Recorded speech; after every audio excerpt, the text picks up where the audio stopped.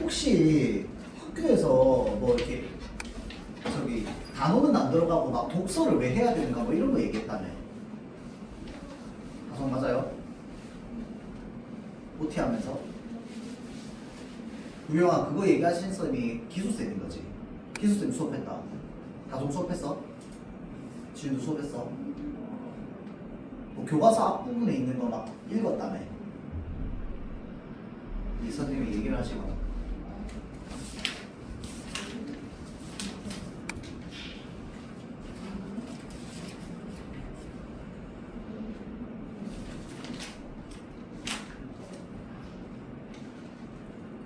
혹시나 거기에서 좀 중요한 핵심 문장이나 핵심 단어 같은 거 있으면 그것도 좀 중요할 수도 있거든요.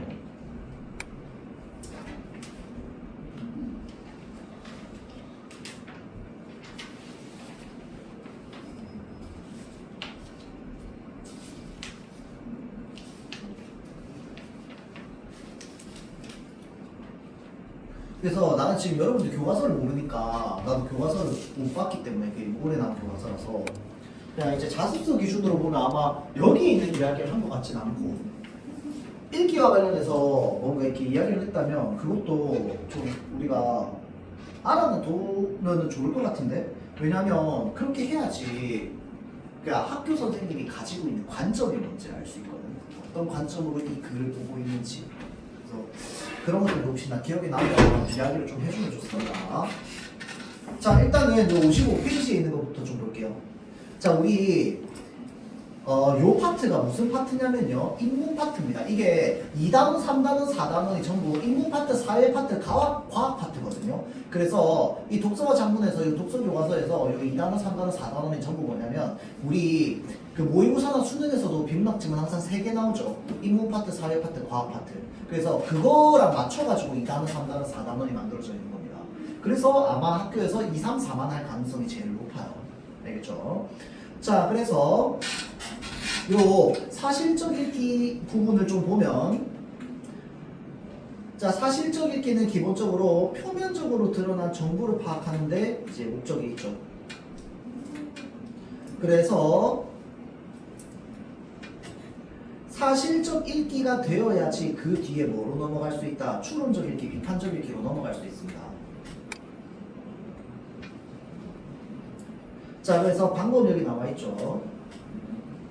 첫 번째 중심 내용 파악하는 거. 당연한 이야기야. 자, 다음 두 번째는요. 글 전체의 구조적 특징이나 내용 전개 방식을 파악하는 거. 전개 방식 파악하는 거. 자, 그 다음 파악한 정보들을 종합하고 재구성하는 거. 쌤이 독서 수업 시간에 제일 많이 하는 게 이겁니다.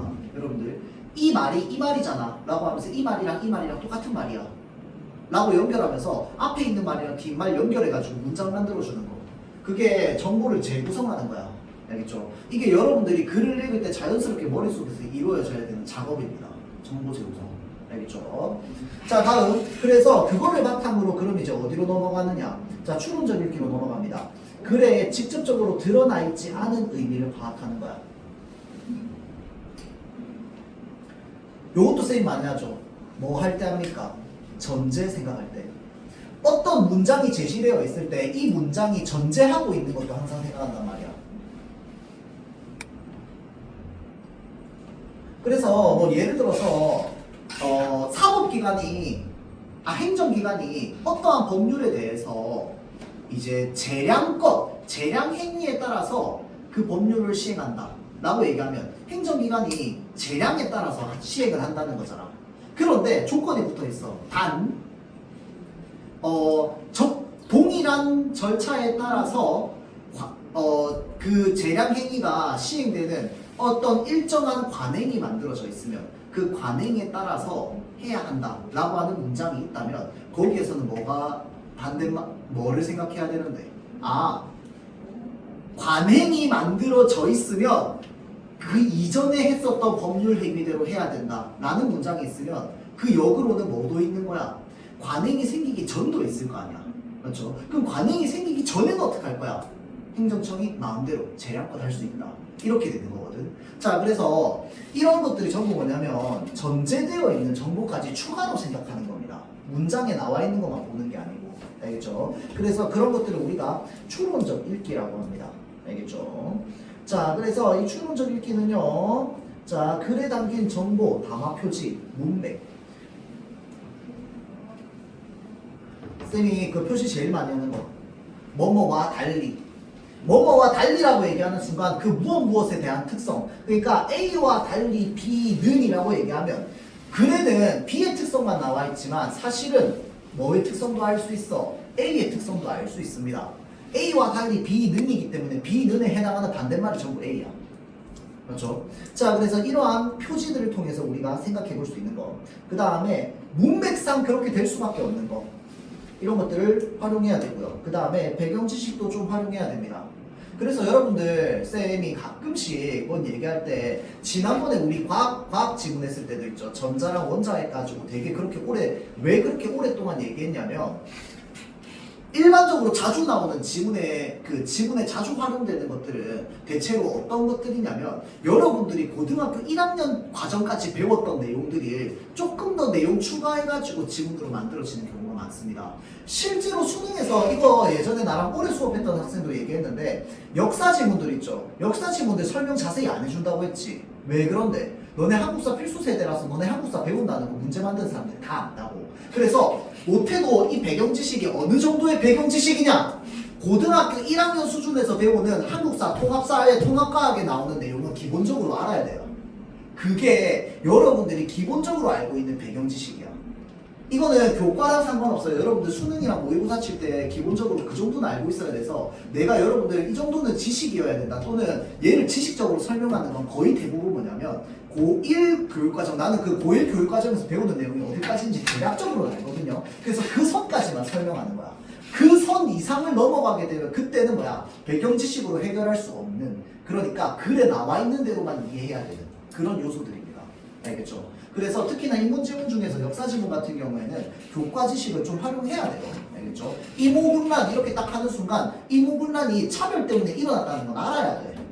알겠죠? 그래야지 차별로 인해서 다른 문제가 생기는 것들도 이렇게 우리가 볼 수 있는 거야. 알겠죠? 자, 그래서 어떤 배경과 목적에서 쓰인 것인지 맥락을 분석하면서 읽어야 된다. 이거 사실 지금 요거 왜 하냐면 교과서랑은 딱히 상관없어요. 근데 여기에 나와 있는 이 말이 진짜 내가 평소에 생각하고 있는 수능 국어를 우리가 비문학 지문을 바탕 독해하는 데 있어서 가장 기본이 되는 사고 과정입니다. 알겠죠? 그래서 이런 것들을 그냥 내가 평소에 다 얘기하는 거야. 근데 내가 이렇게 얘기 안 했을 뿐인 거야. 알겠죠? 그래서 교과서에 나오는 내용이 여러분들 실제로 독서 지문에 도움이 됩니다. 자, 이제 넘어갈게요. 얼굴, 음성, 그리고 문자. 자, 요거는 이제 그 기술이 발전함에 따라서 우리의 소통 방식이 달라지는 걸 얘기하고 있습니다. 자, 볼게요. 불쑥 찾아뵈어서 죄송하다는 말은 이제 거의 할 일이 없어졌습니다. 이게 무슨 말이야? 불쑥 찾아뵈서 죄송하다는 말은 과거에 그랬죠.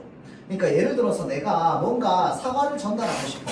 그러려면 반드시 뭐 해야 돼요? 그 사람을 찾아가가지고 똑똑똑 문 열고 죄송한데 막 하면서 이야기를 해야 돼요. 누군가를 만나러 가야지만 소통할 수 있었던 세대가 있었어요. 근데 이 말은 이제 거의 할 일이 없어졌습니다.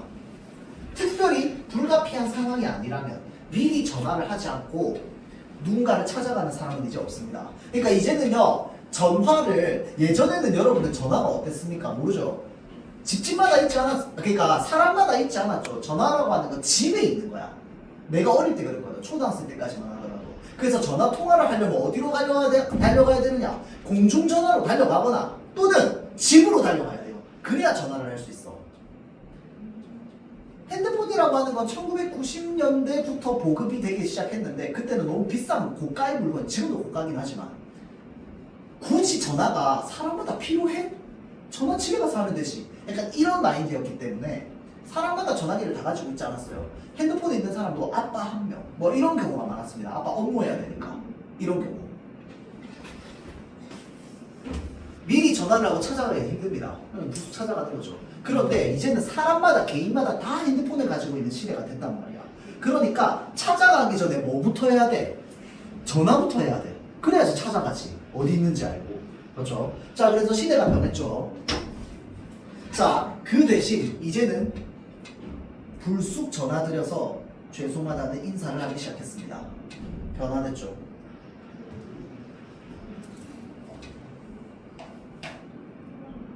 그리고 전화라는 거, 휴대전화라는 게 생기고 나서 또 몇 년 지나서 문자 메시지라는 게 생겼습니다.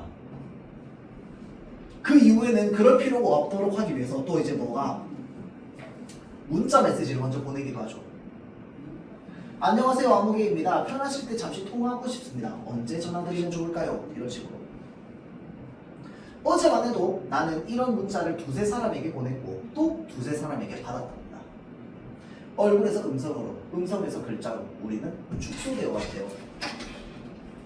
자, 잘 보세요. 얼굴에서 음성, 음성에서 문자라고 되어 있는데 지금 이 글쓴이는 이거를 뭐라고 생각하고 있어? 축소라고 생각하고 있습니다.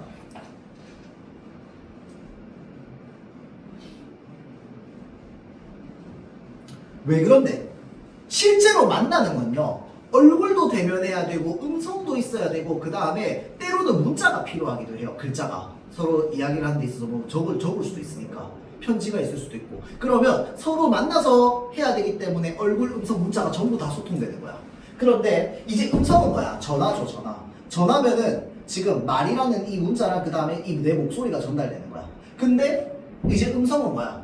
목소리도 빠지는 거야. 아, 문자는, 글자는 목소리도 빠지고 그냥 문자로만 보내게 되는 거죠. 그러니까 이 글쓴이가 생각할 땐 점점 어떻게 되는 것처럼 보여? 축소되는 것처럼 보이는 거야.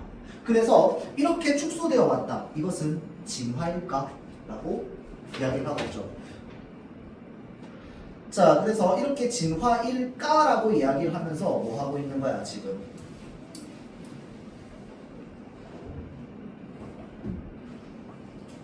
독자에게 생각해보게 하는 거야. 그러면 진화라고 하는 게 뭐지? 그럼 이걸 진화라고 얘기할 수 있나? 그래서 이 의문 제기를 통해서 독자에게 이 진화에 대한 생각을 환기하게 합니다. 한번 생각해보게, 떠올리게끔 하는 거야.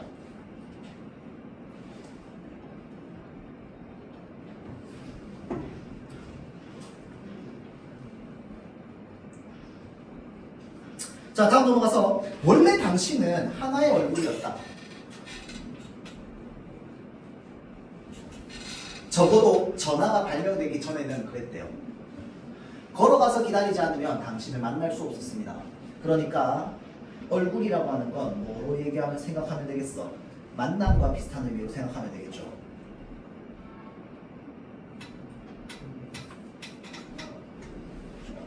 자, 당신과 과거에는요, 관계를 맺는다는 것은 뭐였다? 맞은편에 앉아서 얼굴을 바라본다는 것이었습니다. 이제 과거죠, 과거. 그러니까 옛날에는요, 인터넷도 없고 인터넷이 없던 시절에는 누군가와 관계를 맺으려면 무조건 뭐 해야 되는데 만나야만 관계를 맺을 수 있습니다. 근데 이제 인터넷이라고 하는 게 생기게 되면서 실제로 만나지 않았는데도 관계가 생기는 경우가 많아졌죠. 자, 다음, 그것은 무엇보다도 시선을 감당해내는 일입니다. 서로 눈을 마주치고 바라봐야지 관계를 맺을 수 있으니까. 자, 그리고 표정이 머금고 있는 의미를 해독하는 일이었습니다. 표정을 뭐 해야 돼?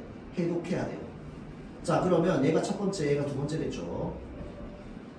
관계를 맺는다는 건 요 첫 번째, 요 두 번째의 의미라는 거야. 관계를 맺는다는 건 시선을 감당해내는 일이거나 또는 표정을 해독하는 일이어야 된다는 거죠. 만나서 해야 되는 거니까. 그래서 나와 당신이 친밀한 사이가 아니라면 이 일은 만만치 않은 에너지 소모가 됩니다. 만나서 해야 되니까. 이때 당신은요, 내가 잘 알지 못함으로 부담스러운 타임입니다. 왜? 직접 만나서 표정을 해독하고 그 다음에 이제 시선을 감당해야 되기 때문에. 자, 그래서 잘 보세요. 여기 있는 시선, 표정,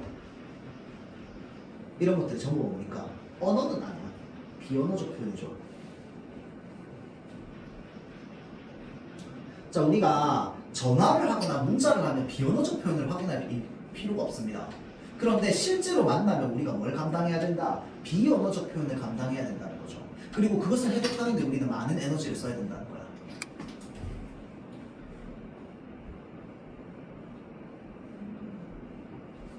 현대인 문학에서는 흔히 타자라고 합니다. 타인, 타자라고 부르니까 그렇게 하자.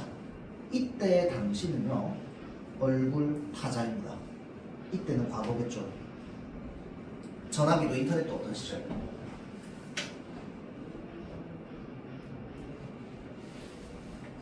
자, 전화가 발명된 이후 당신은 하나의 뭐가 됐느냐? 음성이 됐습니다. 문명의 이기 덕분에, 문명의 이기가 뭡니까? 우리에게 뭔가 이로운 걸 가져다 주는 기술, 그걸 이기라고 하죠. 자, 그래서 문명의 이기 덕분에 우리가 덜 수 있게 된 것은 걸어가고 기다리는 수고만이 아닙니다. 그러니까 이 문명의 이기 덕분에 우리가 얻은 거, 일단 첫 번째, 걸어가고 기다리는 수고를 덜어준 거. 그 다음에 또 뭐였느냐? 당신의 시선을 견뎌내고 표정을 읽어내야 되는 노력을 얼마가 내려놓을 수 있게 된 것이 중대한 변화였던 것입니다.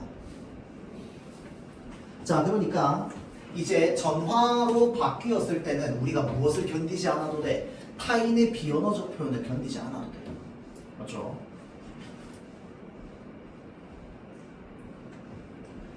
자, 그래서 이러한 노력을 얼마나 내려놓을 수 있게 된 것이 더 중대한 변화였던 것은 아닌지. 전화 속의 당신은 나를 바라보지도 않고 의미심장한 표정을 짓지도 않습니다. 그저 하나의 음성일 뿐입니다. 자, 이를 음성타자라고 하자. 자, 그럼 이거 당연한 이야기지만 얼굴 타자보다 음성 타자가 더 편안하거든요.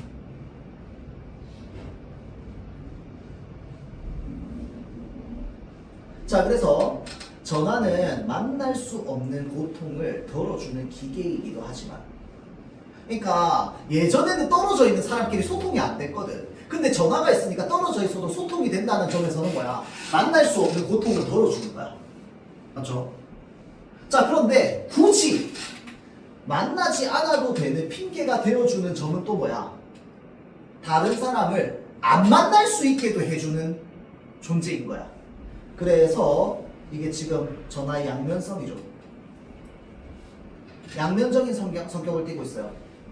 다른 사람을 만날 수가 없어서 너무 보고 싶은데 만날 수가 없어서 소통을 할 수 있게도 해줘. 고통을 덜어줘요. 그런데 만나기 싫은 사람을 안 만나게도 해줄 수 있는 빌미가 되게 많다는 거죠. 전화로만 해결하면 되니까.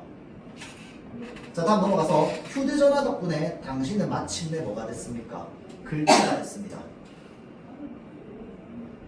물론 문자 메시지는 편리하다. 그런데 그 편리함 중에서 뭐도 있다? 심리적 편리함의 비중도 만만치 않을 것이다. 여러분들 혹시 여러분들 세대에 전화 포비아 있는 사람 없어요? 전화 오면 안 받고 문자로만 얘기하는 사람? 없어? 전화 불편해하는 사람? 여러분들 전화 안 불편해요? 난 좀 불편하거든. 그래서 요즘은 사실은 전화하는 게 그렇게 무례한 행동은 아니잖아. 근데 뭐지? 뭐 그런 얘기를 하는 사람도 있던데, 전화하는 것 자체를 굉장히 무례한 행동으로 생각하는 사람도 있던데. 그 말이 뭐냐면, 그러니까 음성조차도 썼기 싫다는 거야. 뭐로만 하고 싶어? 문자로만 하고 싶어. 그러니까 나의 편리함을 최대치로 이용하고 싶은 거죠. 이 말에 따르면 얼굴보다 지금 음성이 편하고, 음성보다 당연히 뭐가 편하겠어? 글자가 편할 거 아니야. 그렇죠? 자, 그래서 이 심리적 편안함의 비중도 만만치 않을 거라고. 문자가 편한 건. 자, 통화보다 오히려 문자를 더 많이 이용하는 시대 혹은 세대가 그렇게 하게 된 이유 중 하나는 얼굴은커녕 음성조차 가지고 있지 않은 글자로서의 타자, 글자 타자만큼 우리를 편안하게 하는 것은 없기 때문입니다.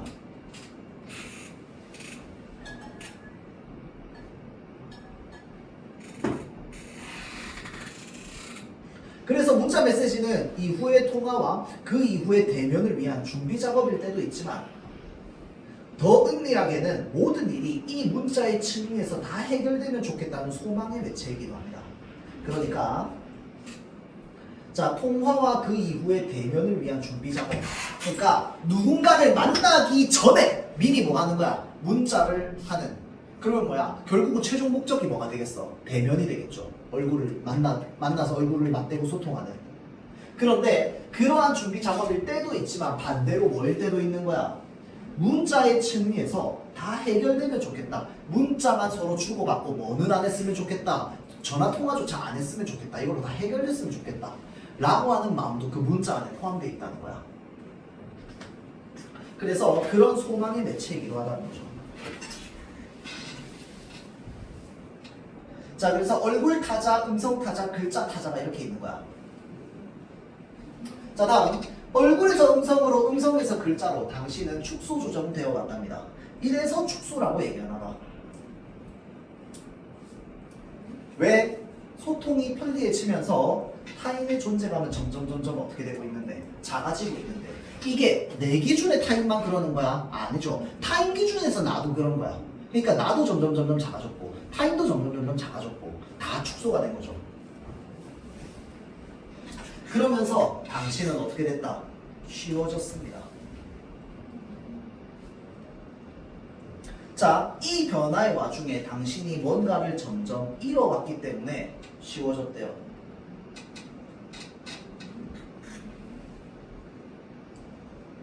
그러면 무엇을 잃었느냐? 아, 이 사람은 나와 다르구나 하면서 느끼게 되는 바로 그것, 그 다른 말이다. 자, 철학책에 자주 나오는 용어대로라면 타자의 타자성, 그러니까 타자가 가지고 있는 타자의 성질, 그걸 타자성이라고 하겠죠. 그러니까 생각해보면 봐봐, 우리가 만나서 이렇게 대면하면요, 상대방의 평소의 모습이나 우리가 이런 걸 지켜보기 때문에 내가 이 사람이랑 좋은 관계를 맺고 싶다면 상대방의 특성에 따라서 뭘 해줘야 돼? 배려를 해줘야 되거든. 근데 그게 우리가 만나 있으면 행동적으로도 배려를 해줘야 돼. 그런데 전화는 뭐야? 말투로만 배려해주면 돼. 문자는 뭔데? 내 목소리도 배려해줄 필요가 없어. 그냥 하면 되니까. 배려를 할 필요가 없으니까 타인이 나와 다르다는 생각, 이 정도로 다르다, 얼마만큼 다르다라는 생각을 할 필요가 있어 없어? 없게 되거든. 그래서 점점 가면 갈수록 문자로 바뀌면서 뭘 잃어가는 거야? 타자성, 그 다름을 잃어가는 거야. 기술의 발달은 우리를 불편하게 하는 타자의 타자성을, 기술의 발달은요, 타자의 타자성을 본의 아니게 점차 축소하는 방식으로 진행되어 온 거죠. 그래서 이제 나는 당신을 만날 필요가 없습니다. 당신의 음성조차 듣지 않아도 돼요. 당신이라는 글자와 대화를 나누면 됩니다. 자, 그러면 생각해보세요. 당신이라는 글자라고 되어 있죠. 자, 그러면 이게 바로 뭐야? 타자성이 가장 축소되어 있는 형태죠. 이 타자성과 관련되어 있는 인문지문이 고등학교 2학년 기출 중에 있습니다. 아마 학교에서 왠지 할 것 같은 느낌이 드는데, 이 타자와 관련돼서 가장 얘기를 많이 했던 게 레비나스라고 하는 철학자인데, 레비나스와 데카르트의 철학을 비교하는 게 지문에 있거든요. 그래서 아마 하지 않을까 싶네요. 자, 다음 마지막으로 이것이 바람직한 변화라고 누구도 단언하기는 어렵다. 그러니까 뭐야? 바람직한 변화가 아니라는 거죠. 결국은. 자, 그래서 타자의 타자성을 회피하고자 하는 욕망은요, 나에게만 있는 것이 아니라 당신에게도 있을 것이기 때문입니다. 여기에 있는 당신을 전부 타자로 바꾸면 되겠죠. 그러니까 나에게만 있는 게 아니라 타자에게도 다 있을 거야. 그래서 내가 당신을 글자 타자로만 만나면서 편안해할 때 당신도 나에게 그렇게 할 권리가 있는 거죠. 결별 선언과 해고 통지를 문자 메시지로 받은 사람은 알고 있다. 여러분들 가끔씩 왜 그런 얘기 있잖아. 최악의 이별이 뭐냐? 일단 제일 첫 번째 잠수 이별. 그 다음에 두 번째가 문자로 이별하는 거. 그 다음에 세 번째가 전화로 이별하는 거. 맨 마지막에 만나서 이별하는 거. 뭐 물론 사람의 성격마다 좀 다를 수도 있겠죠. 근데 이제 요즘은 나도 이제 여러분들 세대는 모르지만 이 문자나 DM이나 이런 걸로 이별하는 사람들 많을 것 같은데 경험해본 적 없나? 문자로 이별 당해본 적 있는 것 같다. 나요 나. 생각해보면 옛날 과거를 되짚어 가보면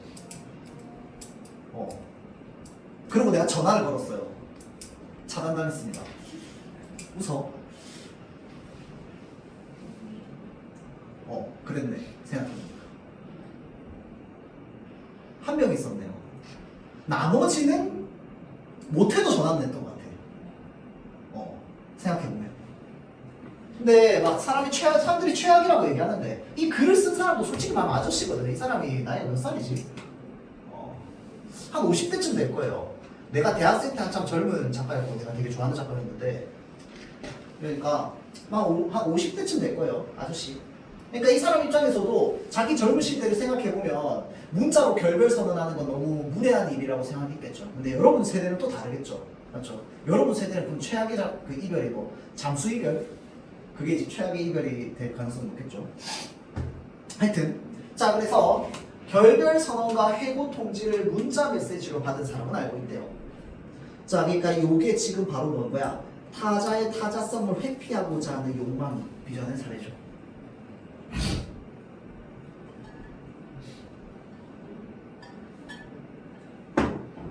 그의 불행이 예외적인 것이라고 생각하지는 않는답니다. 왜? 이제는 흔해질 거기 때문에. 근데 여기서 글자보다 더 축소될 수 있다고 하면 그건 과연 뭘까? 그리고 우리 관계는 어떻게 될까? 그러면 그거는 진화일까 아닐까?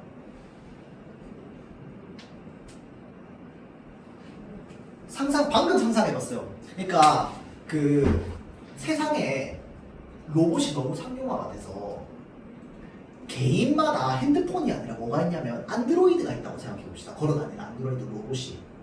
나 쟤랑 이별하고 싶어. 문자도 안 보내. 로봇한테 가가지고 야 난 쟤랑 헤어지고 싶어. 가서 말 좀 해줘. 할 수 있지 않을까? 갑자기 그냥 문득 그런 생각이 들었어요.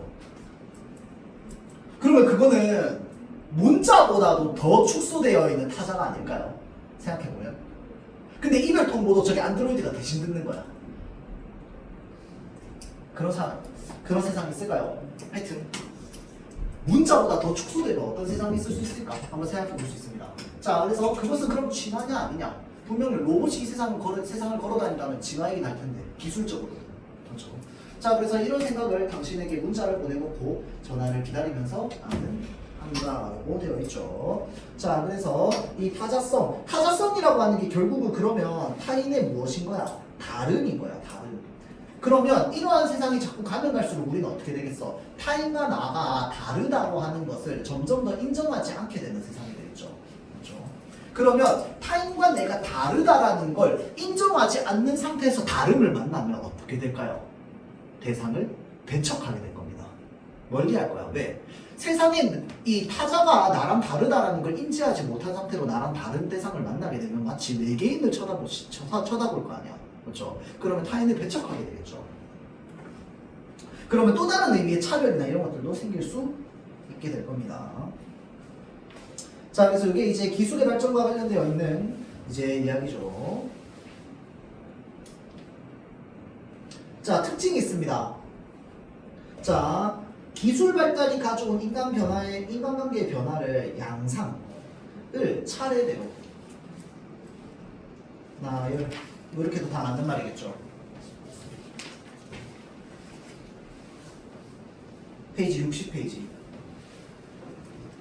자, 일단 독자를 어떻게 2인칭으로 호명해서 마치 대화하듯이. 그래서 뭐라고 표현했어? 타자를 당신이라고 표현했죠. 그러면 이 글에서도 굳이 왜 당신이라고 표현했을까? 그냥 타자라고 표현하면 3인칭이야. 좀 더 거리가 멀어요. 근데 당신이라고 표현하면 2인칭이니까 독자를 좀 더 뭐하게 느낄 수 있어? 가깝게 느끼고 있어. 근데 이 글의 주제가 뭐였어요? 타인이 자꾸 멀어지는 것에 대한 성찰하는 내용이었잖아. 근데 타인을 자꾸 멀리하는 단어를 쓰면 돼, 안 돼? 안 되겠지. 그러니까 독자 또는 타자를 어떻게 당신이라는 표현으로 바꿔서 독자를 조금 더 가까운 거리에 두고자 하는 어떤 의도나 이런 게 좀 느껴지겠죠. 그렇죠? 자, 그래서 거기까지 넘어가고요.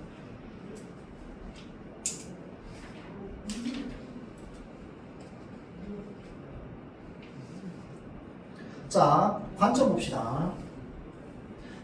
아까 저기 뭐냐 그 얼굴 타자 그 다음에 저기 그 음성 타자 그거는 이제 우리가 대면하지 않는 문화로 점점 가게 되었을 때에 대한 어떤 사회적 우려 이런 것들이 나타나는 거였어요. 그래서 좀 부정적으로 바라보는 관점이었죠. 근데 요 글은 뭐냐면요 반대의 관점이야. 오히려 비대면 문화가 활성화되면서 어떻게 변화했는지에 대한 좀 긍정적인 면 이런 것들이 좀 있겠죠. 자, 봅시다. 비대면 문화는 불편한 소통과 관계에서 오는 감정의 소모를 줄여줄 수 있다. 자, 그러니까 이 사람 입장에서 비대면 문화는요 감정의 소모를 뭐한다? 줄여줄 수가 있어요. 친밀한 인간관계가 주는 장점도 많지만 인간관계에 지친 사람들은 직접 대면하지 않는 문화 속에서 무엇을 느끼게 된다? 자유나 편안함을 느끼게 된다는 거야. 그럼 이거 장점이죠, 장점. 자, 여러분들은 물건을 사러 가거나 상담을 받으러 가서 누군가를 직접 대면하는 것이 부담스러웠던 적은 없나요? 이게 요즘은 또 약간 문화가 바뀐 것 같은데 남자들 입장에서 어디를 제일 무서워하냐면요 그 저기 백화점에 명품관이나 향수 파는 데나 아니면 옷가게 이런 데 좀 무서워합니다. 왜냐면 들어가면 뭐 하냐면 와가지고 어떤 스타일의 옷을 좋아하냐 어떤 거 찾느냐 뭐 이런 거 막 얘기하는데 나는 뭐라고 대답해야 될지 모르겠어. 옷도 잘 모르고 뭐도 잘 모르고 이러니까 그러니까 계속 대답을 이거 저거 막 이렇게 한단 말이야. 그런 거 되게 부담스러워하는 사람들 많거든요. 그래서 요즘은 옷가게 같은 데 가면 생각보다 그런 거 좀 잘 안 물어보는데 특히나 남자 손님들 오면 일부러 좀 그런 걸 안 물어보는 경향이 있습니다. 여자 손님들이 오면 조금 더 가가지고 다정하게 막 이것도 물어보고 저것도 물어보고 이런 것도 추천해주고 저런 것도 추천해주고 근데 남자들 중에 그런 부담스러워하는 사람도 많거든요. 그냥 가가지고 빨리 내가 원하는 거 사서 그냥 나오고 싶은데 그래서 물건을 사러 가거나 상담을 받으러 가서 누군가를 직접 대면할 때 조금 부담스러움을 느끼는 때도 있단 말이야. 그럴 때 그냥 구경만 하고 싶거나 아무런 계획 없이 지나가다가 들어가서 들린 경우라면 직원의 적극적인 설명과 친절이 때로는 뭐해 부담스럽다고 느껴질 수가 있습니다. 자, 그래서 서비스를 제공해야 하는 직원으로서는 더욱더 그렇습니다.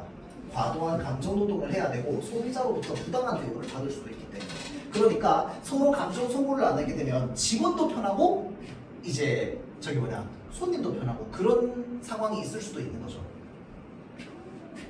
또한 원격 교육이나 원격 의료가 활성화되면 물리적 거리나 신체적 한계 등으로 인해서 해당 서비스를 받기 어려운 사람에게도 뭐 할 수 있어? 동등한 기회를 줄 가능성이 좀 커지죠. 이 원격 의료가 활성화되면 병원을 안 가고 할 수 있으니까. 그래서 이처럼 비대면 문화는 교육, 의료 등 다른 재화와 서비스의 측면에서도 더 많은 사람에게 접근할 수 있는 길을 열어줍니다. 자, 그래서 재화와 서비스의 측면에서 더 많은 사람에게 접근할 수 있는 길을 열어준다. 이것도 마찬가지로 장점이죠.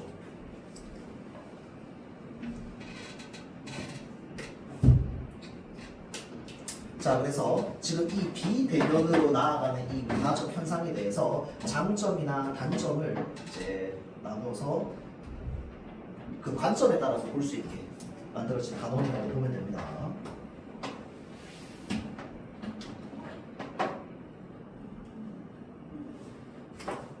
자, 다음 넘어가서요. 비판적 읽기 봅시다. 하다가 끝날 것 같은데.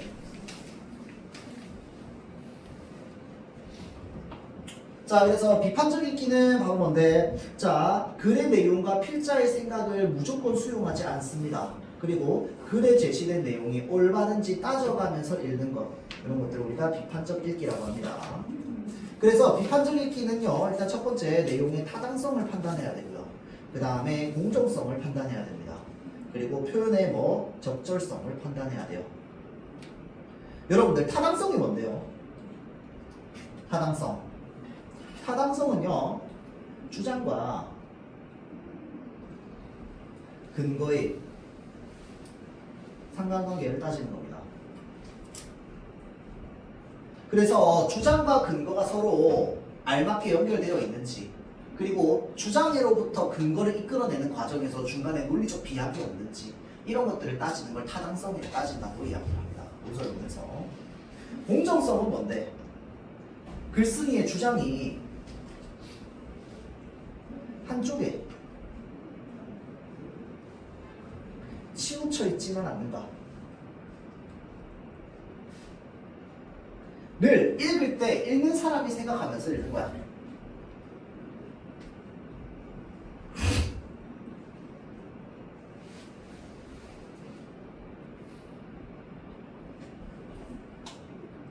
자, 다음 넘어갈게요. 70페이지.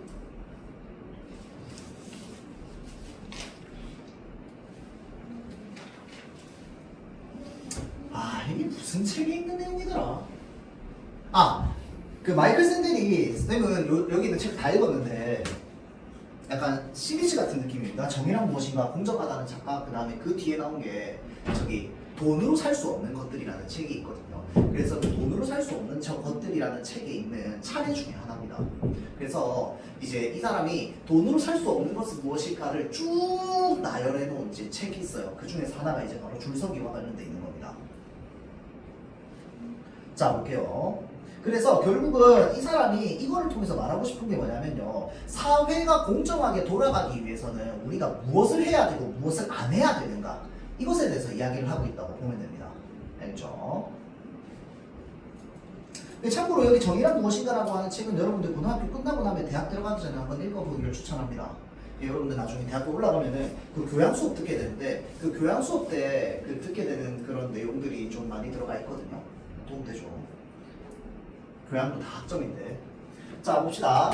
여름마다 뉴욕시의 퍼블릭 시어터는 시어터니까 이제 무슨 저기 공연장이나 아니면 뭐 영화관 뭐 이런 거겠죠. 자, 그래서 센트럴 파크에서 셰익스피어 무료 야외 공연을 한답니다. 자, 오후 1시부터 배포하는 저녁 공연 입장권을 받기 위해서 사람들은 몇 시간 전부터 줄을 서기 시작한대요. 자, 그래서 많은 뉴요커들은 연극을 보고 싶었으나 줄을 설 시간이 없었습니다. 대표적으로 뉴요커들이 뭐 하는 사람들입니까, 여러분들? 그러니까 요즘은 좀 달라지긴 했는데 우리 세대 때만 하더라도 뉴요커 하면 어떤 이미지였냐면요, 정장 입고 남자들 여자들 한 손에 아메리카노, 한 손에 베이글 또는 도넛 들고 다니면서 너무 바쁘게 일하는 사람들 있죠. 그런 사람들이 약간 뉴요커의 어떤 표본이었습니다. 근데 지금 사실 우리나라도 이제 그런 사람들이 많아져가지고 이런 이제 뉴요커 했을 때 막 가지고 있는 어떤 이미지가 없는데, 여기 이제 그런 바쁜 직장인을 말합니다. 그러니까 그 표현 자체는 그냥 뉴욕에 사는 사람들을 뉴요커라고 하는데 우리가 일반적으로 뉴요커 했을 때 떠올리는 이미지는 그런 거야. 그렇죠? 자, 그래서 뉴요커들은 연극을 보고 싶었으나 줄을 설 시간이 없습니다. 거기 되게 바쁘게 사는 사람들이거든요. 자, 그래서 이런 곤란한 상황에서 작은 사업거리가 새로 등장했습니다. 편리를 얻는 대가로 기꺼이 비용을 지불할 의사가 있는 사람들을 위해서 대신 줄을 서고 입장권을 받아주는 사업이었어요. 이 책이 나온 지가 한 10년 넘었거든요. 그러니까 그때 이제 그런 게 유행했던 거야. 요즘 우리가 유행하고 있죠. 웨이팅 같은 거 있을 때 이제 대신 정해주는 거. 제일 많은 게 여러분들 명품 매장이 제일 많죠. 그러니까 우리나라 언제부터 그렇게 명품을 많이 소비했는지는 알 수 없으나 여러분들 백화점 좀 잘 나가는 백화점, 그러니까 우리도 저기 신세계 백화점이나 이런 데 가끔씩 저기 일요일날 가잖아요, 센텀에. 그러면 진짜 그 인기 많은 매장 있죠. 특히나 디올 매장은요, 못해도 2시간 전부터 줄 서 있어야 돼요, 들어가기. 그래야 들어갈 수 있거든요. 그래서 그 명품을 사는 사람은 기본적으로 돈이 많은 사람들이잖아. 그러니까 그 사람들은 거기에 줄 서 있는 시간이 아까운 거야. 그래서 거기에 줄 서 있는 시간이 아까워가지고 시간을 돈으로 사는 거죠. 어떻게? 줄서기 알바, 그 요즘 당근으로 많이 하거든요. 줄서기 알바 대신해가지고 그 사람이 가가지고 변호포 받게 하는 거야. 그러고 그 사람은 그냥 백화점 2시간 동안 쇼핑해요. 그러고 나서 이제 시간 다 될 때쯤 되면 그 사람한테 연락 받아가지고 표 바꿔가지고 거기에 이제 줄 서는 거야. 그리고 이제 들어가는 거예요. 그래서 기다리는 시간을 뭘로 하는 거야? 돈으로 사는 거죠. 자, 그래서 그게 우리나라에 요즘 이제 있지만 이제 미국에서 이런 게 처음 생겼을 때 너무 충격적이었거든. 아니 줄서기를 돈으로 산다고? 이러면서. 자, 그래서 대신 줄을 서고 입장권을 받아주는 사업이었습니다. 이들은 온라인 사이트에 자신의 서비스를 광고했고 줄을 서서, 그러니까 회사가 만들어진 거야. 회사가 대신 줄서기 회사가 줄을 서서 기다리는 수고를 견뎌내는 대가로 무료 공연 입장권의 한 장당 125달러의 수고비를 청구했습니다. 그럼 이게 이제 대신 기다려주는 그 대가겠죠, 대가. 미국은 그 자본주의의 끝판왕이잖아요. 그러니까 이걸로 돈을 벌 수 있을 것 같다 싶은 모든 사업이 다 생기는 곳이 미국입니다. 그렇죠? 돈이 최고의 나라기 때문에. 자, 다음 넘어가서 극장 측은 공원에서 이루어지는 줄서기 대리 행위는 셰익스피어 정신에 어긋난다 라고 주장하면서 대리로 줄 서주는 사람들의 영업을 막기 위해서 노력했습니다. 자, 국가 보조금을 받는 비영리당 사업체인 퍼블릭 시어터의 사명은요, 그러니까 생각해보면 이거 무료 공연이잖아. 무료 공연인데 그 무료 공연을 보려고 125달러, 125달러는 우리나라로 뭐 1달러당 1,000원에도 12만 원입니다. 그렇죠? 자, 그래서 비영리 사업체인 퍼블릭 시어터의 사명은 모든 계층의 시민이 훌륭한 극장 시설을 이용할 수 있게 하는 게 이제 목적이었겠죠. 그러니까 사실 따지고 보면 무료 공연을 하는 것 자체는요, 여러분들 영리적인 이득을 얻으려고 하는 게 아니기 때문에 모든 사람들이 평등하게 문화생활을 향유할 수 있게끔 서비스를 제공해 주는 게 이 무료 공연이란 말이야. 그런데 대리 줄서기를 하게 되면 그때부터 어떻게 되는 거야? 돈 있는 사람들만 그 공연을 볼 수 있게 되는 거야. 취지에 어긋나죠. 그렇죠? 자, 그래서 당시 뉴욕 검찰총장이었던 앤드루 쿠오모는 온라인 사이트에 압력을 가해서 대리 줄서기를 입장권으로 구해준다는 광고를 중단하게 했습니다. 못하게 했어요. 그러면서 그는 이렇게 강조했대요. 잘 보세요. 무료여야 하는 입장권을 판매하는 행위는 기관이 납세자의 후원을 받아서 제공하는 혜택을 누릴 뉴요커의 권리를 침해하는 거죠. 그러니까 이 뉴욕이라고 하는 시에서 진행하는 거기 때문에 그 사람들이 무료로 참여할 수 있게 권리를 부여해 준 건데 그 권리를 부여하는 걸 지금 뭐야? 이 사람들이 박탈하는 거랑 똑같단 말이야. 그러면 한번 생각해 봅시다. 이 줄서기를 대리로 하는 건 자본주의적으로 괜찮을까요? 안 괜찮을까요? 생각할 때 나는 돈이 있다면 시간으로 돈을 사는 게 돈으로 시간 사는 게 맞는 거 아니야? 근데 이게요 뭐랑 똑같은지 압니까? 여러분들 아이돌 콘서트 안표 사는 거랑 똑같습니다. 그 사람들도 미리 줄 서가지고 여러분들한테 파는 거 아니야? 기분 나빠요 안 나빠요? 그러니까 이거를 여러분들 세대에서 그 아이돌 콘서트의 안표상이라고 생각하면은 되게 비슷합니다. 그러면 안 해야 되는 이유를 찾겠지. 여러분들 입장에서도 콘서트 가격이 99,000원 막 10만원 이런데 안표 거기 사이트에서 막 40만원, 50만원, 60만원 이렇게 하잖아. 그렇죠? 자, 그러니까 여기 안표랑 똑같거든. 그래서 이 책에서 보면은 안표도 왜 하면 안 되는지에 대해서 막 이야기를 해요. 우리 사회가 공정해지기 위해서. 자, 그래서 미국에서는 뭐 때문에 중단하게 했다. 무료로 응당이 이용해야 하는 사업, 산업인데 이 산업을 어떤 사업체가 들어와가지고 뭐 한 거야? 이 산업을 유료로 만든 거랑 똑같은 행위인 거거든. 무료로 봐야 되는 걸. 지윤아, 알겠죠? 자, 그래서 사람을 고용해 대리로 줄을 세우거나 또는 앙표를 파는 행동이 잘못일까? 이렇게 되는 거죠. 그래서 이 내용은 뭐냐면 이게 왜 잘못인지를 그냥 우리 기분이 나빠서가 아니고 사회적으로 왜 잘못됐는지를 이야기를 하고 있는 겁니다. 알겠죠? 자, 그래서 뒤에 있는 내용, 쇠치기와 관련된 내용은 다음 시간에 한번 좀 보도록 할게요. 알겠죠? 자, 그래서 우리 방금 읽었던 인문지문 앞에 1번 있죠? 얘네는 그 소단원 문제 한번 좀 풀어보세요. 그렇죠? 자, 여기까지 하고 정리하고 마치도록 할게요.